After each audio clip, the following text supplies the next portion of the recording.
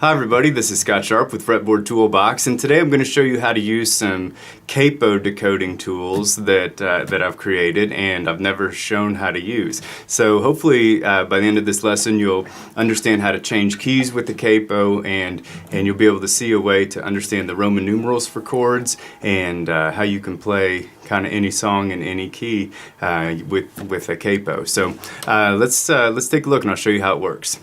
Alright, if you go to the Fretboard Toolbox website and you click on Free Extras, you can scroll down and there will be the Quick Key Decoder here, and that's the one I'm going to be using today.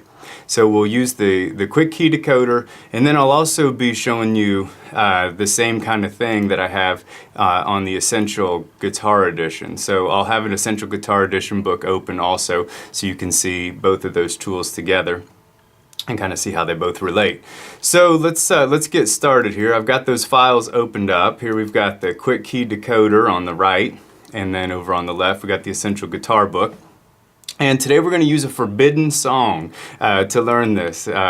Maybe not forbidden in your jam session, but if it's not, it probably will soon be. But Wagon Wheel is just a song that may have been just too good sounding and too easy to play and too catchy, because there's lots of folks now who have banned it from their jam sessions. But since it's such a familiar tune for lots of you, I think it's a cool way to see how capos work. So we're going to play the forbidden tune. I'm not advocating that you do or don't play it in your own jam sessions, but we'll at least understand how it works with capos here.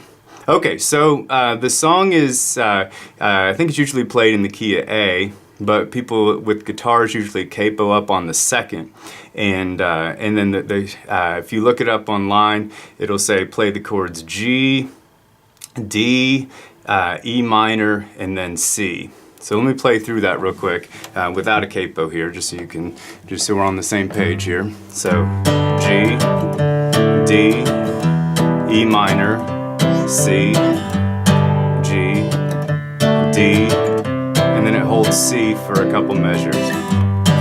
Okay, that's the basics of the song here. So, but what is really important, and I hope that you all take the time to learn, is what the Roman numerals for chords are, because that's what really opens up the playing. So, if instead of thinking of that song just as G, D, E minor, C, I'm going to think about it in terms of a 1 chord, going to a 5 chord, go into a 6 chord, and then go into a 4. Okay? So as I'm playing that, I'm going to be thinking 1, 5, 6, 4, 1, 5, 4. Okay, so the reason that's important is because when you can think about chords in terms of, or songs in terms of Roman numeral progressions, then you can change it to any key so much easier. Like if I want to play that same song in A and not using a capo, I'm going to play A is my 1, E is my 5, F sharp minor is my 6, D is my 4. And so let's look at that real quick. So here's 1, which is A, no, A, E, F sharp minor, D, A, E, D.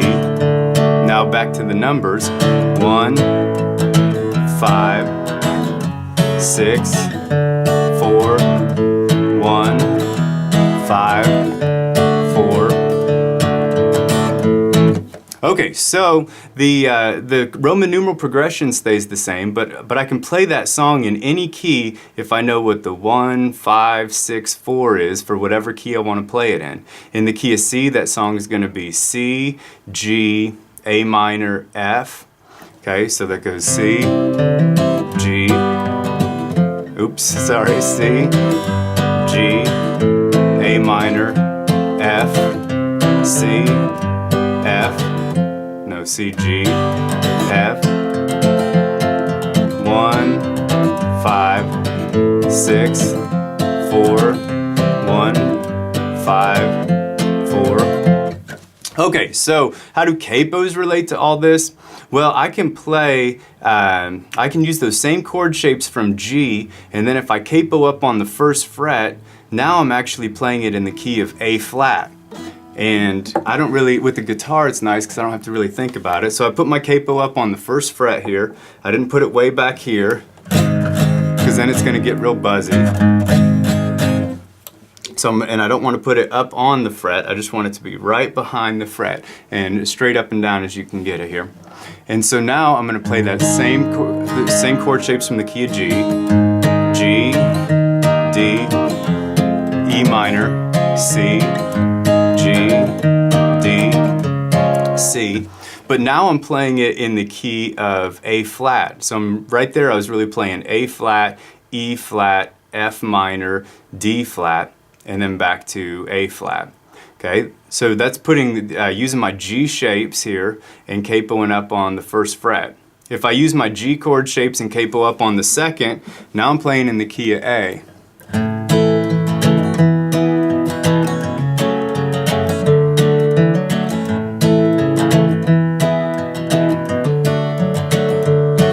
So just by moving the capo up, I'm changing the key every time. So if I capo up on the third fret with my G shapes, I'm in the key of B flat.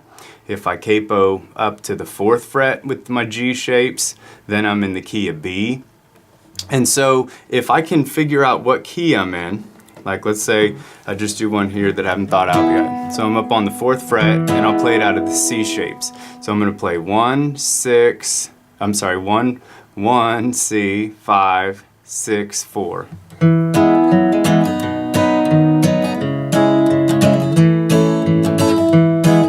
Okay, so I'm playing out of my C shapes, but I'm capoed up on the fourth fret here. So C shapes capoed up on the fourth fret. Now I'm really playing that song in E. Okay, so this is playing in the key of E. So here's E major is my 1 chord. And then my 5 chord is B major. And my 6th chord is going to be a C sharp minor. And then my 4 chord is going to be an A. 1, 5, 4. So by knowing what shapes you're using, like the key of G shapes here, the key of A shapes, the key of E shapes, then I can see what key I'm actually playing the song in. And so another reason to know those chords is because to know the chords in the common keys. So in the Essential Guitar book here, in all my Essential editions, I've got the 5 most common keys that folks play in. Okay, and so then if I go to the Quick Major Key Decoder on the Essential book, it's the same looking thing except the keys in white here are the keys that the Essential book covers. Okay, so if I want to play a song in the key of D flat, I'm going to probably use my C shapes and then capo up on the first fret, and now I'm playing it in D flat or C sharp. It's basically the same key. So let's play Wagon Wheel in C sharp here or D flat. So I'm going to play 1, 5, 6, 4 again. So C, G, A minor, F, C, G, F. So now I'm playing that in the key of C sharp and D flat. So the nice thing is if someone says, hey, let's play this song in the key of E flat. Well, if I know my chord shapes of D, or I know my chord shapes of C, or if you even want to capo all the way up in 6 and use my A shapes, if I know those shapes, then, you know, when someone calls out a song in E flat, I can capo up on the first fret with the D and play the song out of the D shapes. So let's play Wagon Wheel in the key of E flat. Okay, so we're going to use the key of E flat, but we're going to use our D shapes. So here I got D is my 1, A is my 5, B minor is my 6, and G is my 4. So it goes like this. 1, 5, 6, 4, 1, 5, 4, 1, 5, 6, 4, 1, 5, 4. So for some folks that takes for everybody really, learning that B minor shape is pretty tough.